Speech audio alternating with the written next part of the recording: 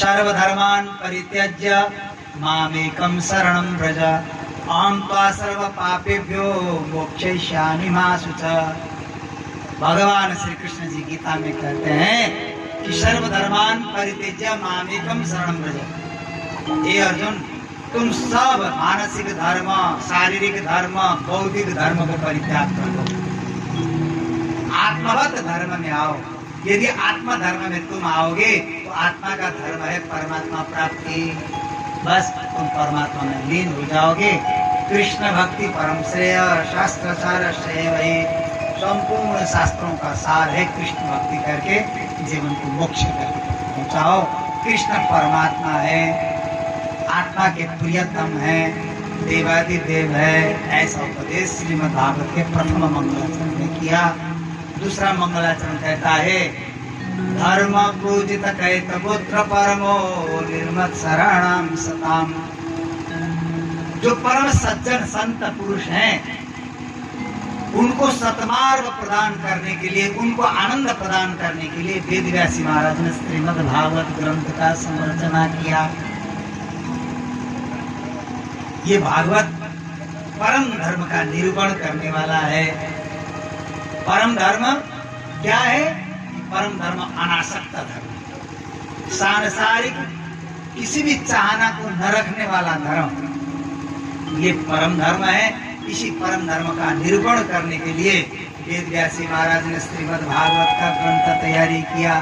शत्र प्राण, वेद को 4 भाग में विभाजन, सैकड़ों उपनिषद, इतिहास, ऐतिहासिक ग्रंथ महाभारत, ये सब करने के बाद फिर वेद व्यासी महाराज ने भागवत तैयारी किया। क्यों? क्योंकि ये परम धर्म का निरूपण करने वाला ग्रंथ। इसीलिए तो भाति ये सर्व वेदेषु गतिर्यस्य अलौकिकम वरेण्यम सर्वशास्त्रेषु तरणीयम भवाद्मूलम। सर्व वेदेषु भातिषु, संपूर्ण वेदों को भी प्रकाश प्रदान करने वाला ग्रंथ है भागवत। इसीलिए गतिर्यस्य अलौकिकम, इसकी गति अलौकिक है। 2 प्रकार के गति होते हैं, एक लोक गति, एक परलोक गति। लोक गति में तो एक्सीडेंट हो सकता है, तेज से मोटरसाइकिल दौड़ा करके जा रहे हैं, उधर से कोई स्पीड गाड़ी आ रही है, मेरे हाथ का बैलेंस नहीं हुआ, उसकी टकराया, जीवन समाप्त। ये लोक गति है। लोक गति में धोखा है। लोक गति में हंडर खाने पड़ते हैं, लोक गति में ठोकरें खाने पड़ते हैं। इसीलिए हमारे संत कहते हैं परलोक गति को अपनाओ। परलोक गति में कोई ठोकरें नहीं है। परंतु किस परलोक की गति को अपनाएं? यहाँ तो परलोक तो बहुत हैं। 7 तो स्वर्ग है, स्वर्ग के ऊपर प्रणव ब्रह्म का स्थान है, प्रणव ब्रह्म के ऊपर गायत्री का स्थान है, गायत्री के ऊपर मोह तत्व का स्थान है, मोह तत्व के ऊपर नारायण का स्थान है, नारायण के ऊपर मोह माया प्रकृति का स्थान है, मोह माया प्रकृति के ऊपर शून्य महामंडल का स्थान है, शून्य महामंडल से ऊपर काल ब्रह्म का स्थान है, काल ब्रह्म से ऊपर जाकर के पर प्रणव ब्रह्म का स्थान है, पर प्रणव से अपरा गायत्री है, अपरा गायत्री से फिर परा मोह तत्व है, परा मोह तत्व से फिर काल निरंजन शक्ति है, सुमंगला शक्ति है। कितने सारे तो परलोक है। उन परलोक में से किस परलोक को अपनाएं? किस परलोक की गति ले? भगवान श्री कृष्ण जी गीता में कहते हैं आप ब्रह्म भुवना लोका पुनरावर्तिन अर्जुना मामुपेत कौन्तेय पुनर्जन्म न विद्यते। ब्रह्मलोक पर्यंत प्रणव ब्रह्म के लोक तक जितने भी लोक अभी वर्णन किए हैं, पुनरावर्ती, संसार में फिर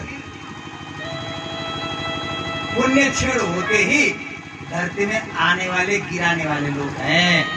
इसके ऊपर मेरा लोक है, माम उपेत तो। इसीलिए अर्जुन मुझे प्राप्त करने के बाद पुनर्जन्म न विद्यते, फिर पुनर्जन्म नहीं होगा। इसलिए कृष्ण को प्राप्त करने के लिए जो गति है उस गति को ही परम गति कहा, उस गति को अपनानी चाहिए। ये परम गति प्राप्ति होगी कैसे? वेद व्यासी महाराज कहते हैं सत्योरिद्य बरुदते तकृतिभि शुश्रूषुभि तत्क्षणा। शुश्रूषु श्रीमद् भागवत की कथा श्रवण करने से तत्क्षणात उसी क्षण में परब्रह्म परमात्मा हमारे हृदय के अंदर अवरुद्ध हो जाते हैं। अतः श्रीमद् भागवत को कथा श्रवण करनी चाहिए। हृदय के अंदर विराजमान नहीं होते हैं, अवरुद्ध होते हैं। अवरुद्ध का अर्थ होता है बंदी होना, कैद हो जाना। हम किसी के घर में विराजमान हो गए, विराजमान हो गए, कुछ देर के बाद हम कहेंगे कि अब हम जा रहे हैं, हमको विदाई दो। ठीक है, हम निकल करके चले आते क्योंकि हम विराजमान हो गए थे। लेकिन हमको किसी ने कैद किया। जब हमको कैद किया तो हम उस घर से निकलेंगे कैसे? क्योंकि जब तक वो छोड़ेगा तभी हमारी मुक्ति होगी।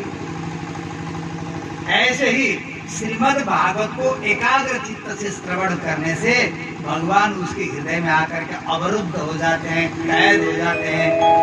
भक्त उसको अवरुद्ध कर देता है, कैद कर देता है, और कैद हो जाने के बाद भगवान फिर वहां से निकल ही नहीं सकते। भगवान वहां से निकल ही नहीं सकते क्योंकि हमने कैद करके रखा है उसको। मजा ले वो निकल करके जाए। एक बार सूरदास जी जा रहे थे, एक गड्ढे में गिरे। भगवान ने आकर के हाथ पकड़ करके निकाला। सूरदास ने उसके हाथ पकड़े और कहा तुम भगवान हो। जो डूबते हुए को निकालने वाला होता है वो तो भगवान होता है। बोलो राधे राधे। हाँ, निद्रा देवी आ रही है नजदीक में, सावधान रहना।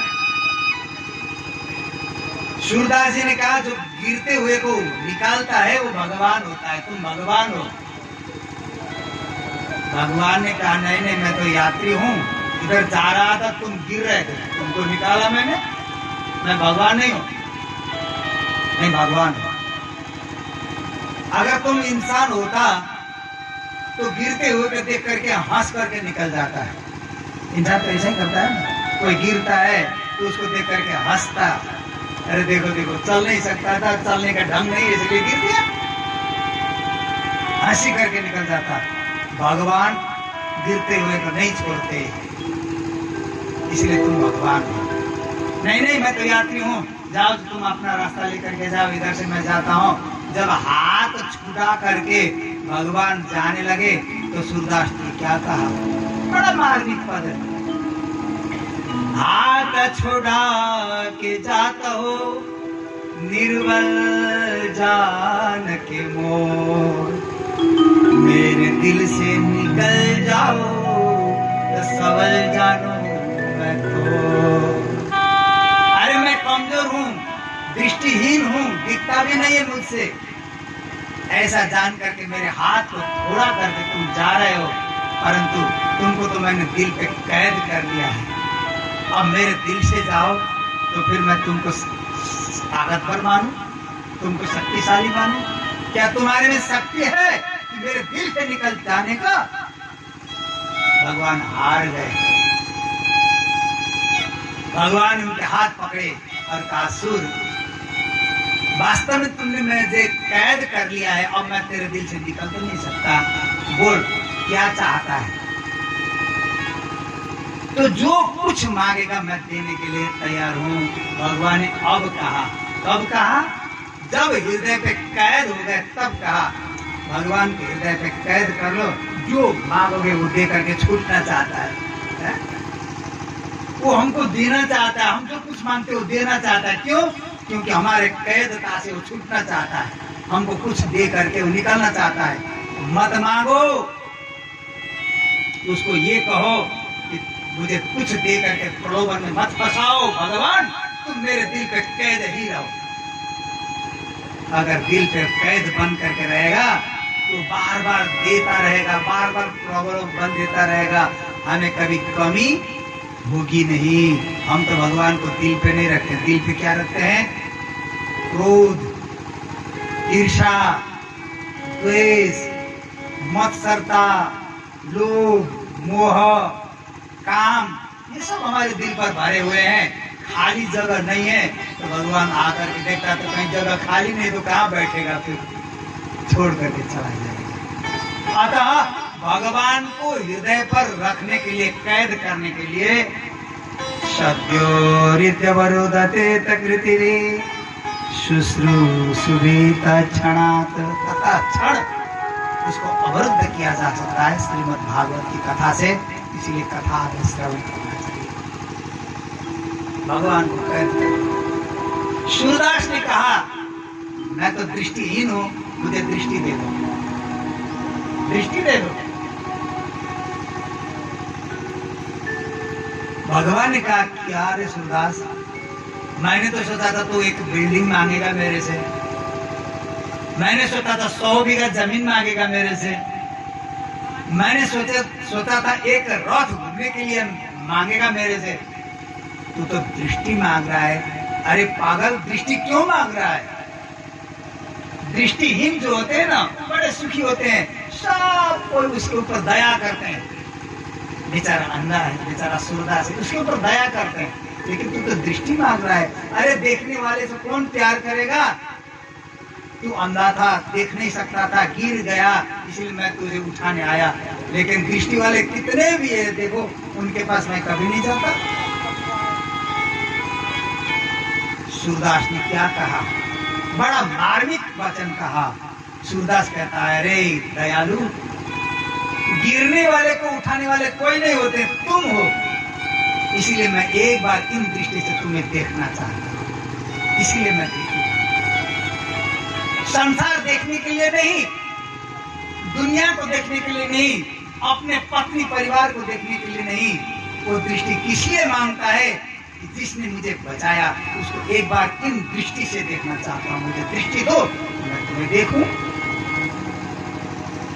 भगवान समझ गए उसकी भाव को, दृष्टि प्रदान किया।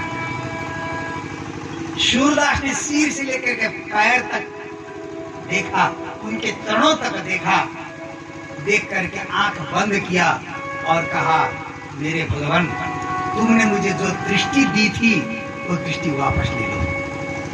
अब मुझे नहीं चाहिए, अब मुझे दृष्टि नहीं चाहिए। क्यों रे सूरदास, तुमने धन को ठुकराया इन दृष्टि के लिए, तुमने परिवार के सुखों को ठुकराया इन दृष्टि के लिए, 100 बीघा खेत ठुकराया तुमने इस दृष्टि के लिए, परंतु इन दृष्टि को पा करके फिर मुझे वापस लेना चाहिए। क्यों? सूरदास ने कहा कि मेरे भगवान, जिन दृष्टि से मैंने तुम्हें देखा अब उन दृष्टि से दुनिया को नहीं देखना चाहता। जिन दृष्टि से मैंने तुमको देखा अब उन दृष्टि से मैं दुनिया को नहीं देखना चाहता। अगर ये दृष्टि खुले रहेंगे तो मैं दुनिया को देखूंगा, विवश होकर के भी देखूंगा। अतः जिन दृष्टि से मैंने तुमको देखा अब उस दृष्टि से मैं संसार को नहीं देखना चाहता, इसलिए मुझे बचाना था कि दुनिया से दृष्टि को वापस ले लो।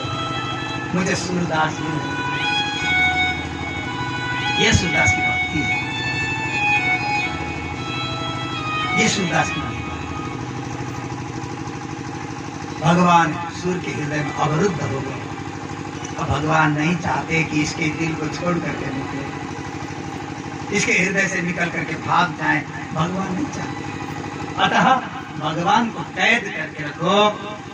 शुश्रूषुभित क्षणात्, भागवत एकाग्र चित्त से श्रवण करोगे तो तत्क्षण आपके हृदय में आकर के तुम्हारे हृदय में अवरुद्ध हो जाएंगे। गोविंद मेरो है, गोपाल मेरो है, गोविंद मेरो है, गोपाल मेरो है, श्री बाके बिहारी नंदलाल मेरो है, श्री बाके बिहारी नंदलाल मेरो है, बिंद मेरो है, गोपाल मेरो है, गोविंद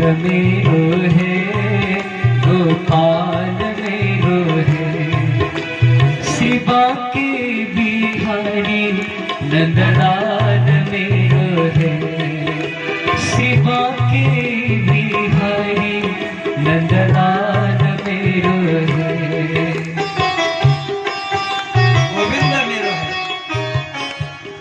उस मेरो को अपने में दिल के अंदर क्या करना है? भगवान को क्या करना है? दिल के अंदर क्या करना है? क्या करना है?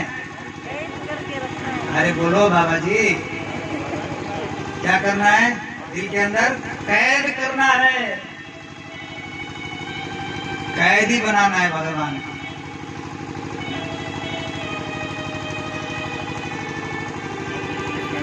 कंस ने भगवान को कैद नहीं किया, किसको किया?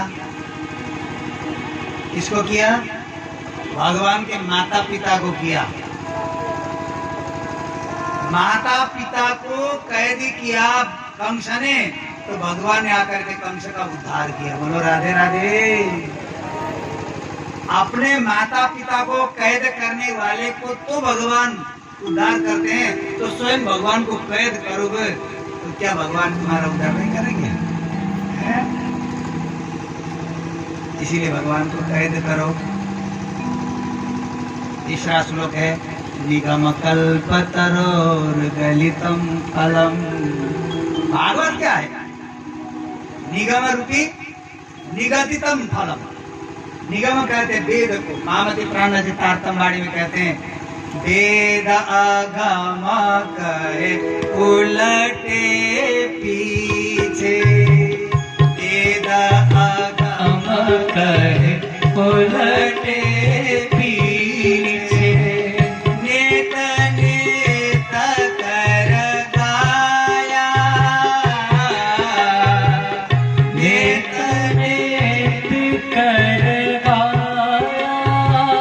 खबर न पड़ी बिंदा उपजो कांटे, खबर न पड़ी बिंदा उपजो कांटे, राम निगम धराया, राम निगम धराया।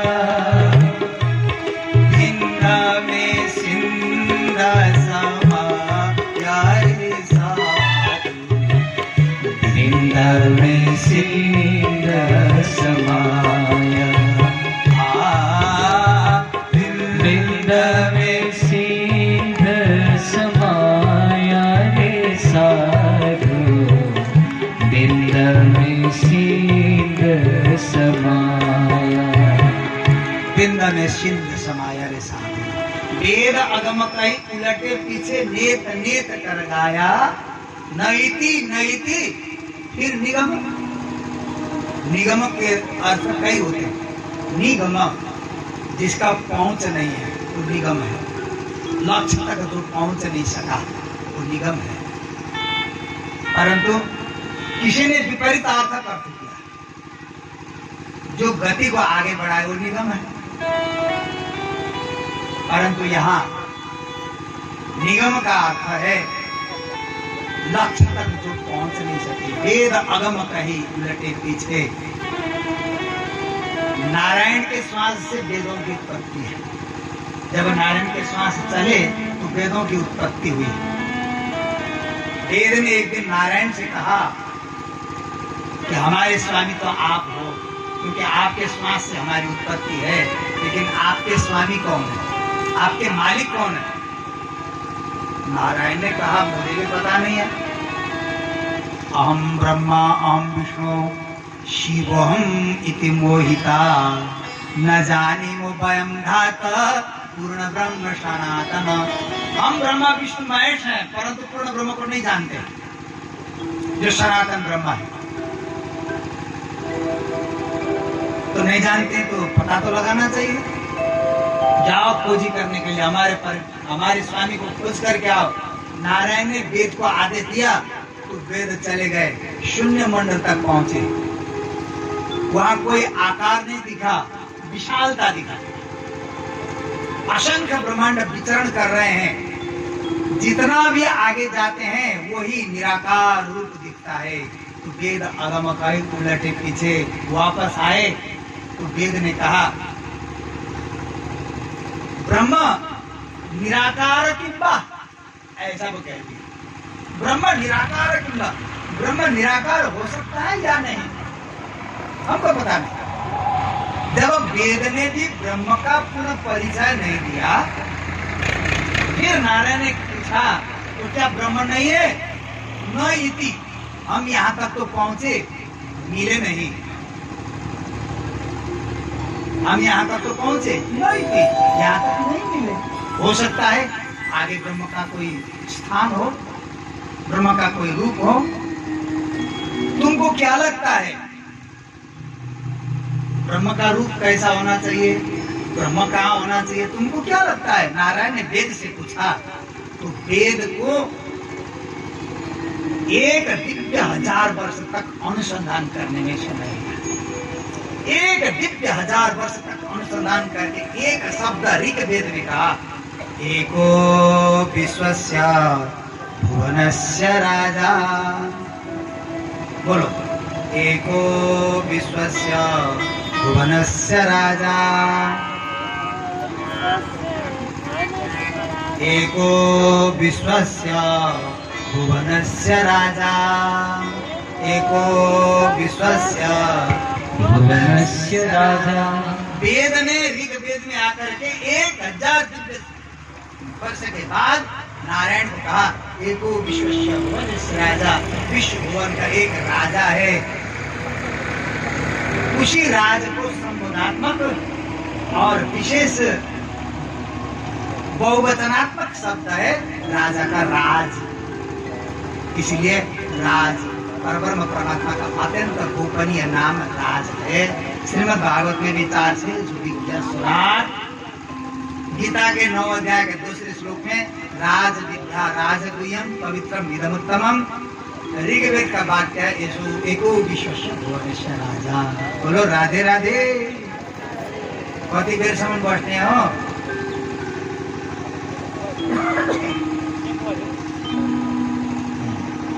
म त भन्न थालेपछि त भनेको भन्ने भनेको भने।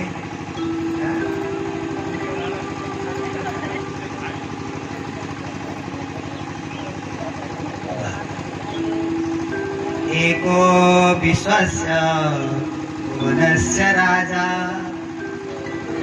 विश्व भुवन में राज करने वाला एक ही शक्ति है जिसका नाम है राज। राज का मतलब है गोप्य। इधर आओ, मैं एक राज बताऊंगा। नहीं मानते है ना? एउटा राजको कुरो छ। क्या हो राजको कुरो? राजाको कुरो? राजा तो सबकी गएर देश में। राज गुप्य, गूढ़ार्थ, गुह्य, जो संसार में अभिज्ञ है, दुनिया वाले नहीं जानते, जिसको वो राज है। इसीलिए गीता में भगवान कहते हैं श्री कृष्ण जी, राज विद्या राजगुह्यम पवित्रम इदमुत्तमम। यह अत्यंत गोपनीय विद्या है राज। वेद ने कहा, एको विश्वस्य भुवनस्य राजा, विश्व भुवन में सबके ऊपर राज करने वाला एक शक्ति है, राजा है। ओह राज। नारायण जी उनका ध्यान करते हैं परंतु उनको पाते नहीं है। वेद थके ब्रह्मा थके, थक गए शेष महेश। वेद थके ब्रह्मा थके, थक गए शेष महेश। गीता को जहाँ गम नहीं वहाँ सतगुरु का है देश। गीता को जहाँ गम नहीं वहाँ सतगुरु का है देश। वेद थके ब्रह्म को प्राप्ति करने के लिए, ब्रह्मा थके, थक गए शेष महेश। ये बड़े बड़े वेद भी थक गए, शेष महेश भी थक गए, ब्रह्म को नहीं प्राप्त कर सके। यहाँ भगवान वेद व्यासी कहते हैं, जन्म अद्य अस्य। द्वापरवासियों सुनो, उसका जन्म अभी हो गया है। तो कौन है ब्रह्म? वेदव्यासी महाराज कहते हैं द्वापर युग के अंत में जन्म अभ्यास, अरे उसका जन्म हो गया है अभी, कहाँ हुआ? द्वापर युग के अंत में। तो द्वापर युग के अंत में कौन आया? कृष्ण आया। तो ब्रह्म कौन हो गया? कृष्ण हो गया। बोलो राधे राधे। राधे राधे। हम तो बड़े आसानी से ब्रह्म का परिचय दे देते हैं। पहचानो तो अपने लिए, न पहचानो तो मेरे लिए। ये ब्रह्म। तो इस ब्रह्म को भी प्राप्त कर नहीं सके ऐसे वेद, उस वेद को निगम कहा। उस निगम रूपी वृक्ष, निगम रूपी वेद वृक्ष में पका हुआ फल है भागवत। इसीलिए मीठा है, फल मीठा होता है। वृक्ष के जड़ मीठे नहीं होते, पत्ते मीठे नहीं होते, उसकी डालियां मीठी नहीं होती, मीठा होता है फल। अतः भागवत मीठा है। भागवत किस चीज को मीठा लगता है? योगी को भी मीठा लगता है, भोगी को भी मीठा लगता है, रोगी को भी मीठा लगता है। सुखदेव जी जैसे योगी भी भागवत को नहीं छोड़ सकते। रंतदेव जैसे त्यागी भी भागवत को नहीं छोड़ सकते।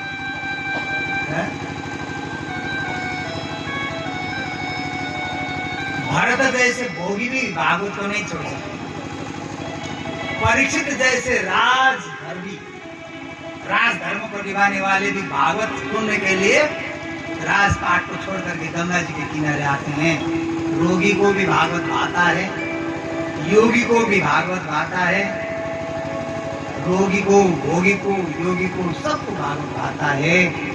तो हमें भी भागवत भानी चाहिए। ये भागवत की महिमा है।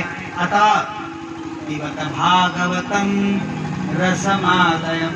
भागवत रूपी इस फल में 4 प्रकार के रस हैं। अतः अरे भावुक रसिक जनो, भागवत रूपी रस को पान करो, क्योंकि ये तो रसालय है, रस ही रस का घर है। श्रीमद् भागवत में रस ही रस है। फल में 3 भाग होते हैं। फल में 3 हिस्सा हुन्छ। के हुन्छ? बाहिर हुन्छ छिल्का, भित्र हुन्छ गुठली, बीचमा हुन्छ रस, गुदी। छिल्का, गुठली और रस। छिल्का गुठली छैन, रस रहँदैन। छिल्का र गुठली छैन भने रस रहँदै रहँदैन। त्यसकाले भागवतको छिल्का भनेको के हो? कर्मकाण्ड। यो छिल्का जरुरतै छैन। जरुरत छैन भन्दा छ नि, के का लागि छ? त्यो बुद्धि रक्षाको लागि छ। अब बुद्धि खाएपछि छिल्कालाई उतारेर फ्याँक्दियो अनि बुद्धि खायो। बुद्धि भनेको भक्ति, गुठली भनेको ज्ञान। गुठली कडुवा हुन्छ, ज्ञान पनि कडुवा हुन्छ। गुठली भनेको ज्ञान, रस भक्ति, छिल्का कर्मकाण्ड हो। अतः कर्मकाण्डबाट माथि, ज्ञान काण्डबाट पनि माथि भक्ति काण्ड भनेको बुद्धि रस। त्यसै कारणले यो भागवत रूपी फलमा भएको जो रस हो, रसै रस है यसमा त। इसीलिए रसालय, भागवतलाई रसालय पनि भनेको छ। तो रसै रसको घर भएको हुँदा हे भावुक जनहरू हो, रसिक जनहरू हो, त्यस भागवत रसलाई पान गर। भागवत कथा के गर्ने हो? पिउने हो, सुन्ने कथा होइन। भागवत कथा सुनने कथा होइन। भागवत कथा सुने की कथा नहीं बा। भागवत तो पीवे की कथा। भागवत तो पीवो, पियोगे तो शरीर में एनर्जी आए। शरीर के रोम रोम में एनर्जी लाने के लिए पिबत भागवतम रसमालयम। भागवत को पियो, पियो रे राज रस है कोई प्यासा। पियो रे राज रस है कोई प्यासा। होठों पे लगा कर देखो तो जरा सा। होठों पे लगा देखो तो जरा सा, पियो रे राज रस है कोई प्यासा, पियो रे राज रस है कोई प्यासा। पियो रे राज रस है कोई प्यासा। भागवत इस महारस को यदि कोई प्यासा हो तो पियो। ये मुंह से पिलाया जाता है, कान से पिया जाता है। मुंह से नहीं पिया जाएगा भागवत की कथा, ये तो मुंह से पिलाया जाता है और कान से पिया जाता है। ये पीने की कथा है भागवत की कथा। निरंतर पियो और पान करते रहो, जीवन धन्य हो जाएगा। बोलो राधे राधे। राधे राधे। कति बज्यो?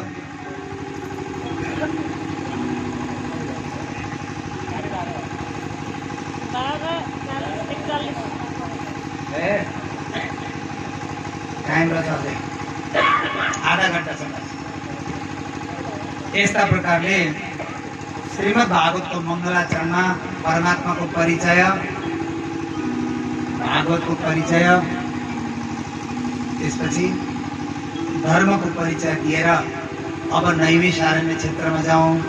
हामी यो यात्रा गर्दैछौँ है, यो भागवती यात्रा हो। भागवत यात्रामा हामी यो बैजयपुर श्रीकृष्ण प्रणामी मन्दिरको प्राङ्गणबाट अब हामी यहाँबाट यात्रा सुरु गर्दैछौँ, तीर्थयात्रा। अब हामी नैमिषारण्य क्षेत्र जान्छौँ। नैमिषारण्य क्षेत्रमा गएर नैमिषारण्य क्षेत्रको हामी अवलोकन गर्छौँ। त्यहाँ के हुँदैछ त भन्दा हो, त्यहाँ त 88,000 ऋषिहरू बसेर यज्ञ गरिरहेका छन्। जब कलियुग आयो, ऋषिहरूमा भयभीतता आयो, ऋषिहरूमा डर भयो। डर भय के ऋषि सब तप करने लग गए, लेकिन तप करने के लिए पवित्र जगह नहीं बा। कहीं कोनो जगह पवित्र नहीं। ऋषियों को लगा कि पवित्र जगह में तपस्या कर लेनी चाहिए, यज्ञ करनी चाहिए। तो चलते हैं भगवान के पास, जाकर के भगवान से पूछेंगे कि भगवान पवित्र जगह कहाँ है। भगवान के पास गए, भगवान से पूछा तपस्या करने के लिए पवित्र जगह कहाँ है। भगवान ने कहा, अपने मन पर देखकर एक चक्र उत्पत्ति हुआ। भगवान ने कहा, ये देखो चक्र, इसके पीछे दौड़ो, ये चक्र जहाँ जाके धस जाए वही भूमि पवित्र है, वही तप कर लेना। तो चक्र एक वन में जाकर के धसा। नैमिष्य अरण्यम च नैमिषारण्यम। चक्र का धार जहाँ जाकर के टूटा, उस वन का नाम हो गया नैमी। नैमी कहते हैं चक्र के धार को। और नैमी का वन, नैमिष्य अरण्यम च नैमिषारण्यम। इस प्रकार से वह चक्र धसने के बाद वहीं पर एक वन में धसा, तो उस वन का नाम हुआ नैमिषारण्य। और ये नैमिषारण्य यहाँ से पूर्व की दिशा पर एक ताल है, जिसको सुख ताल भी कहा जाता है। 88,000 ऋषिगण को वही पवित्र भूमि मिला, तो वहीं बैठ करके तपस्या करने लग गए। तपस्या करते करते उनके मन में आया कि नहीं, हम तपस्या नहीं करेंगे, यज्ञ करेंगे। यहाँ वेद व्यासी महाराज कहते हैं, नैमिषे निवासा क्षत्रे ऋषयो शौनकादया। शौनक आदि 88,000 ऋषिगण शत्रम यज्ञ करने लगे। इसलिए स्वर्गलोक आया, स्वर्गलोक प्राप्ति करने के लिए 1000 वर्ष का उन्होंने संकल्प लिया। सहस्रम, हजारों मास तक, महीनों का संकल्प लेकर के यज्ञ करना उन्होंने प्रारंभ किया। उसी समय सूत जी महाराज का आगमन हो गया। सूत जी रोमहर्षण के पुत्र उग्र सर्वा सूत थे। उग्र सर्वा ये सूत जी हैं। सूत कहते हैं जाति को, ये सूत जाति होता है। छोटे कुल का बाप और बड़े कुल की माँ, इन दोनों से जो जिसका जन्म होता है उसको शुद्ध कहा जाता है। ब्राह्मण जाति की माँ, शूद्र जाति का बाप अगर हो, उसे बच्चा कोई जन्म ले तो उसको शुद्ध जाति कहा जाता है। शुद्ध जी ऐसे ही थे। उनके पिता का नाम था रोमहर्षण। रोमहर्षण, भगवान के नाम को सुनते उनके रोम हर्षित हो जाते थे, इसीलिए उनका नाम हो गया रोमहर्षण। हम भी रोमहर्षण बने तो अच्छा है, परंतु उनके पुत्र रोमहर्षण नहीं थे, उनके पुत्र उग्रश्रवा, उनके पुत्र थे उग्रश्रवा। भगवान के सर्वांग दर्शन करके उग्र हो जाते थे। अरे मेरे भगवान का दर्शन हो गया, उग्रता धारण करने, उग्रश्रवा। आज यही उग्रश्रवा शौनक ऋषि के पास नैमिषारण्य में आए। शौनकों ने प्रातःकालीन नित्य संध्या बंधन पूरा करके आश्रम एक ऊंचे आसन पर रखा, सूत जी को अभ्यर्थना किया और हाथ जोड़ करके उनकी स्तुति की। प्रपी छुरी दमादरात, और उनसे प्रश्न करने लगे। 6 प्रश्न किए। किम श्रेय शास्त्र सारक स्वावतार प्रयोजन, किम कर्म के बतारश्च धर्म कम शरणं गता। ये 6 प्रश्न किए। इन्हीं 6 प्रश्नों का समाधान भागवत कथा है।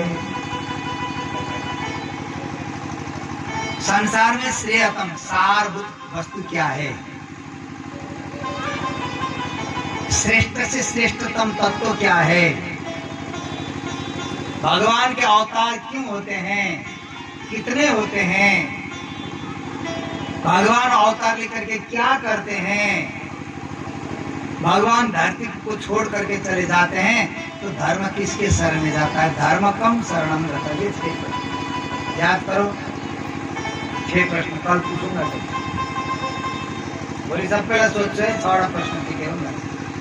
ठीक है, तो याद गर्नु पर्यो नि भागवत कथा। यति टाढादेखि गुरुजी आउनुभयो, हामीलाई भागवत सुनाउनु भयो, हामी त केही पनि याद भएन भने भएन नि। गुरुजीले सुनाउनु भएको। लौकीबाट आएको एउटा नानीले एउटा डटकन देखायो मलाई। अनि गुरुजी, यो हजुरले दिनुभएको डटकन मैले एकदम सुरक्षित राखेको छु।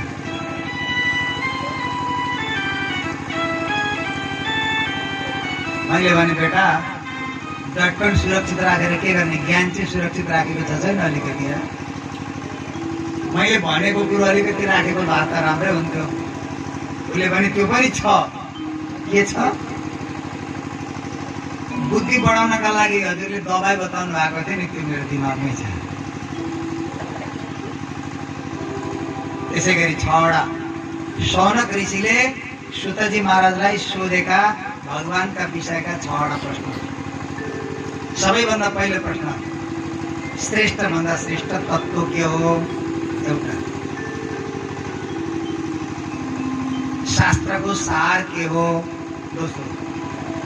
भगवानको अवतार किन हुन्छ, कति हुन्छन्, अनि भगवानले अवतार लिएर के गर्नुहुन्छ? कतिवटा भयो?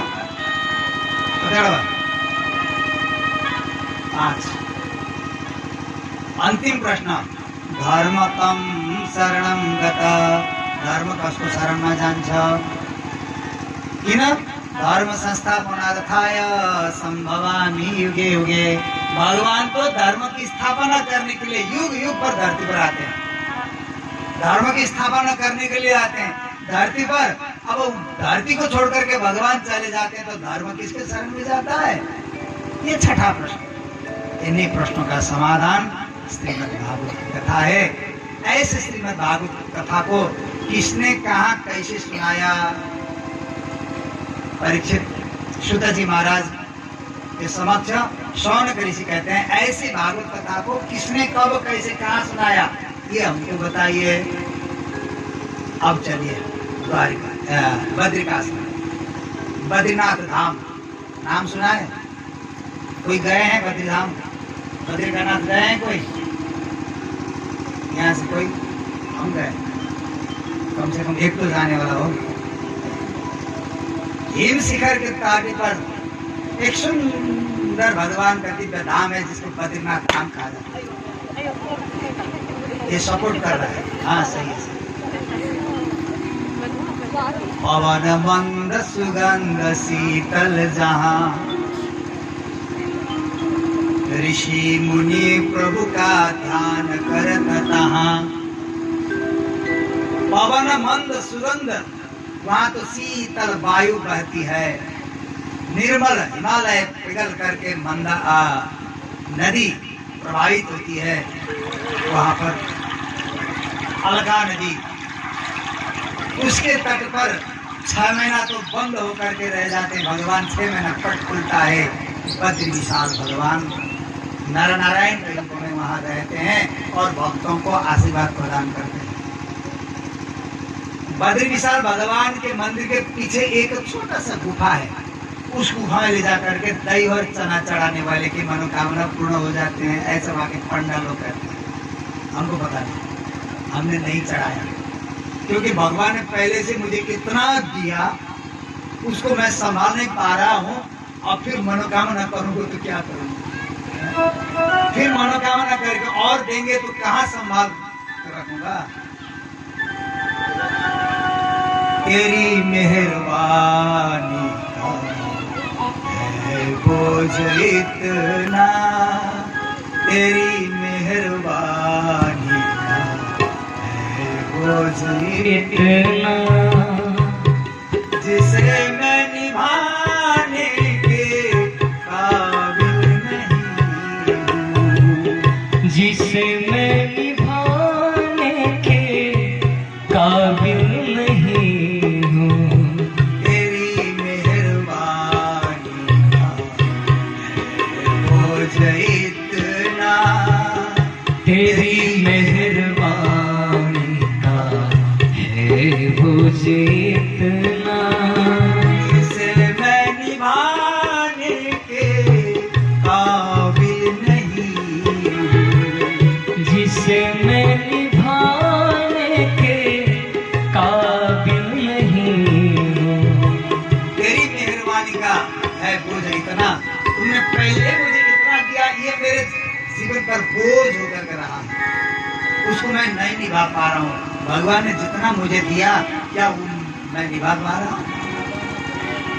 हमने उसको नहीं निभाया, क्योंकि इतना दिया है उसको हम प्रयोग ही नहीं कर पा रहे हैं। और देंगे तो क्या करेंगे, संभालना मुश्किल हो जाएगा।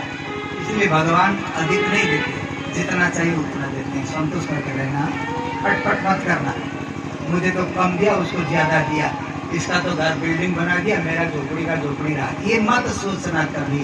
भगवान जानता है, हमसे बहुत जानकार है। भगवान जान बुझ करके समझ करके देता है, जितना तुमको चाहिए उतना ही देता है, इसे ज्यादा न देता है न कम देता है, न किसी को कम न किसी को ज्यादा। जिसको जितना चाहिए उसको उतना ही देता है। अगर उसके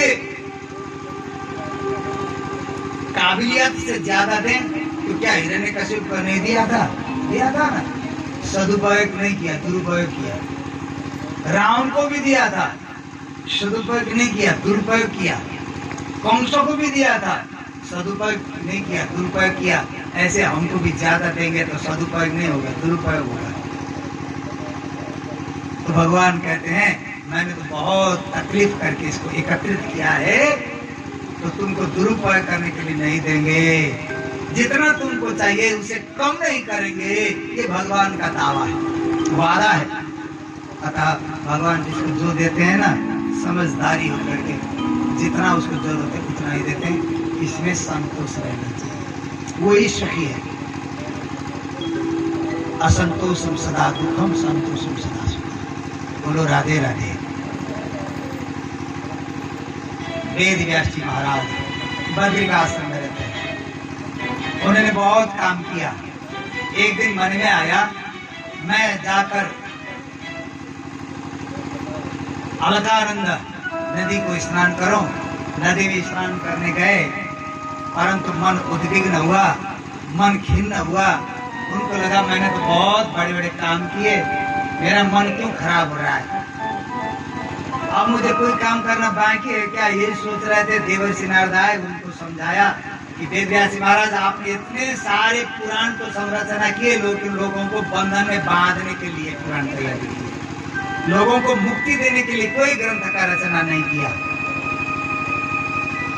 अतः आपके बंधन में जो सकामक धर्म का उपदेश दिया है, इसे लोग बंधन में पड़ेंगे। ये कर्म करोगे तो ये फल पाओगे, ये कर्म करोगे तो ये फल प्राप्ति होगी।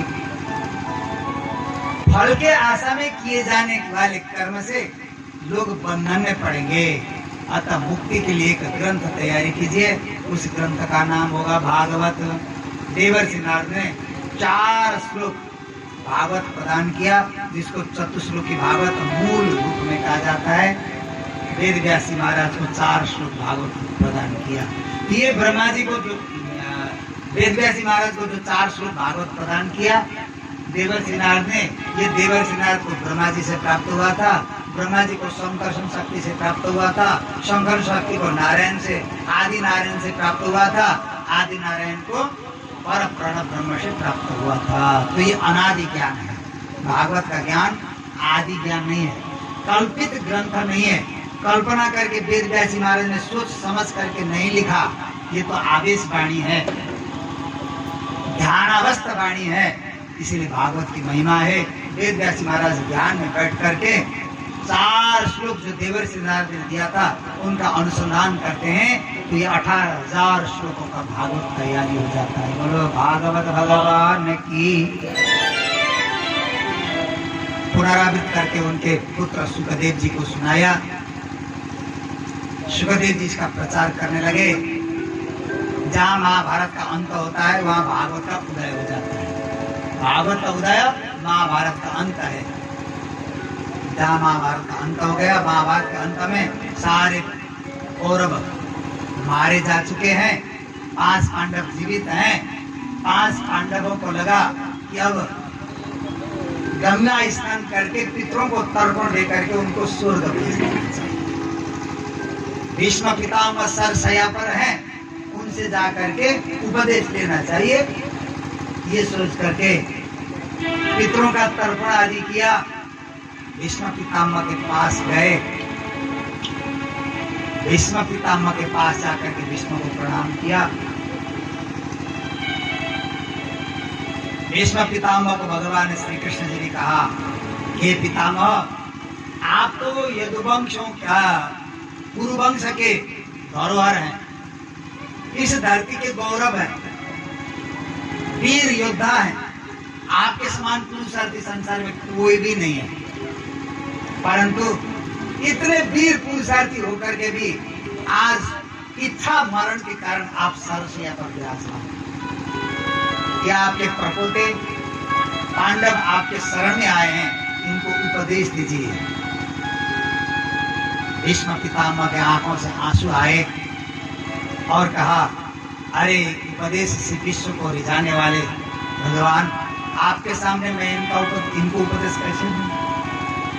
उपदेश आपको देना चाहिए। संसार के सारे प्राणी आपसे उपदेश ले रहे हैं और आप मुझसे उपदेश दिला रहे हैं। मैं आपके आज्ञा का अपहिलाना नहीं करूंगा। दान धर्मान राज धर्मान मोक्ष धर्मान विभागस। हे पांडवों, मैं धर्म के विषय में उपदेश दूंगा। देखो, कई प्रकार के धर्म होते हैं। राज धर्म, दान धर्म, स्त्री धर्म, पुरुष धर्म, ये सारे धर्म हैं। धर्म को निभाना चाहिए। राजधर्म प्रजापालक होता है। मर्यादा राम ने राजधर्म को निभाया। राजधर्म को निभाते समय अपनी पत्नी सीता को भी उन्होंने त्याग दिया। ये राजधर्म है। परिवार से ज्यादा प्रेम प्रजा से करो, ये राजधर्म का उपदेश दिया। दान धर्म का उपदेश दिया। देखो, दान में कोई आसक्ति नहीं होनी चाहिए। दान निरासक्त भाव से, हमको कुछ देते हैं किसी को तो उसमें लोभ नहीं होना चाहिए। लोभ से दान दिया हुआ दान वो नरक भेजता है, स्वर्ग नहीं। इसलिए दिए हुए दान पर लोभ नहीं करना। हाथ में जल लेकर के संकल्प पढ़ते ना, कायेन वाचा मनसेन्द्रियैर्वा बुद्ध्यात्मना वा प्रकृति स्वभावात् करोमि यद् सकलम परस्मै नारायणायेति समर्पयामि। हम नारायण को दे रहे हैं, ब्राह्मण को नहीं दे रहे हैं। जो दे रहे हैं दान वो नारायण को दे रहे हैं, लेकिन कैसे दे रहे हैं? कायेन वाचा मनसा, शरीर से, मन से, वचन से, इष्ट मित्र से, अपने बंधु बांधव से, अपने परिवार से दिए हुए वस्तु पर कोई आसक्ति नहीं है। अगर इस दिए हुए वस्तु पर मैंने आसक्ति किया, आसक्ति लिया, आसक्ति रखा, लोभ किया, तो जिस तरह से ये जल बह करके जाता है, मेरा सब कुछ शरीर हो जाए, बह जाए, ये प्रतिज्ञा है, संकल्प। इसीलिए जहां कहीं संकल्प नहीं पड़नी चाहिए। ये दान धर्म है, अनासक्त भाव। कहीं भी आसक्ति करके दान नहीं देना चाहिए। मंदिर में दान तो दिया, मंदिर तो छोटा ही बनाया, इतना दान नहीं देना चाहिए था, बहुत दिया। अगर ये भाव आया मन में तो खत्म, दिया हुआ समाप्त। जो देते हैं, देने वाले को अगर दायां हाथ से दिया तो बायां हाथ को नहीं पता चलना चाहिए, बायां हाथ से दिया तो दायां हाथ को नहीं पता चलना चाहिए। मतलब क्या है? पत्नी दान करे तो पति को भी खबर न पड़े, पति दान करे तो पत्नी को भी खबर न पड़े। लेकिन ऐसा नहीं है। पति पत्नी मिल करके धर्म करे तो भगवान जल्दी प्रसन्न हो जाएंगे। दान पवित्रता से, और जो दिया जाता है भले हम थोड़ा सा दें, लेकिन अगले के काम में आ जाए, ऐसा दान देना चाहिए। काम में ना आए ऐसे वस्तु को दान नहीं देना चाहिए। ये दान धर्म को उपदेश। स्त्री धर्म का उपदेश दिया। स्त्री सदैव दयालु होती है, मातृरूप होती है। इसलिए स्त्रियों को सदैव सदाचार में रहना चाहिए, आज्ञाकारिता में रहना चाहिए। पराधीन होती है नारी। जब तक बालक अवस्था होता है पिता के अधीन होती है, जवानी अवस्था में पति के अधीन होती है, वृद्धावस्था में पुत्र के अधीन होती है। नारी को स्वतंत्रता में नहीं रहना चाहिए। ये नारी धर्म का उद्देश्य। यदि नारी स्वतंत्र हो गई तो व्यभिचार बढ़ेगा, संसार में अधर्म फैलेगा। इसीलिए नारी सदैव अधीनस्थ होकर के रहे, श्रृंगारयुक्त होकर के रहे। नारी कभी श्रृंगार बिना न रहे, ऐसा